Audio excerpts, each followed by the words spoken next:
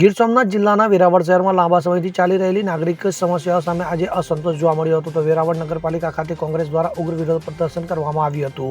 શહેરના બિસ્માર રોડ રસ્તા, ગંદકી, ડ્રેનેજ, પીવાના પાણી અને અન્ય પ્રાથમિક સુવિધાઓના અભાવને લઈને કોંગ્રેસના કાર્યકરો સાથે મોટી સંખ્યામાં નાગરિકોએ વિરોધ નોંધાવ્યો હતો. તો આ વિરોધ પ્રદર્શનનું નેતૃત્વ ધારાસભ્ય વિમલ ચુડાસમા દ્વારા કરાયું હતું. તેમની આગેવાનીમાં કોંગ્રેસના કાર્યકરો અને નાગરિકોએ રેલી કાઢી નગરપાલિકા કચેરી સુધી પહોંચી ઉગ્ર સૂત્રોચ્ચાર કર્યા હતા. તો નગરપાલિકા કચેરી આસપાસ થોડા સમય માટે ભારે ગહમાગહમીનો માહોલ સર્જાયો હતો. તો વિરોધ પ્રદર્શન દરમિયાન કોંગ્રેસ દ્વારા 600 થી વધુ નાગરિક ફરિયાદોના પોટલા નગરપાલિકા પ્રમુખ અને ચોપ ઓફિસરને સુપરત કરવામાં આવ્યા હતા. તો આ ફરિયાદોમાં મુખ્યત્વે શહેરના વિવિધ વિસ્તારોમાં ખાડાવાળા રોડ અને નિયમિત સફાઈના અભાવ, કચરાના ઢગલા, ઉભરાતી ગટરો, પીવાના પાણીની અનિયમિતતા અને સ્ટ્રીટ લાઇટ જેવી સુવિધાના અભાવનો ઉલ્લેખ કરાયો હતો. તો ધારાસભ્ય વિમલ ચુડાસમા દ્વારા જો નગરપાલિકા દ્વારા વહેલી તકે આ તમામ પ્રશ્નોનું યોગ્ય નિરાકરણ નહીં લાવવામાં આવે તો આ મુદ્દો આગામી સમયમાં વિધાનસભામાં ગૃહમાં ઉઠાવવામાં આવશે અને સરકારનું ધ્યાન દોરવામાં આવશે હોવાનું જણાવ્યું હતું. તો વિરોધ પ્રદર્શન દરમિયાન નગરપાલિકા પ્રમુખ પલ્લવીબેન જાનીએ કોંગ્રેસ દ્વારા આપવામાં આવેલ આવેદનપત્ર સ્વીકાર્યું હતું અને તેમણે નગરપાલિકાને મળેલી તમામ રજૂઆતો પર ગંભીરતાથી વિચારણા કરવામાં આવશે અને શક્ય તેટલી વહેલી તકે આ સમસ્યાનું નિરાકરણ માટે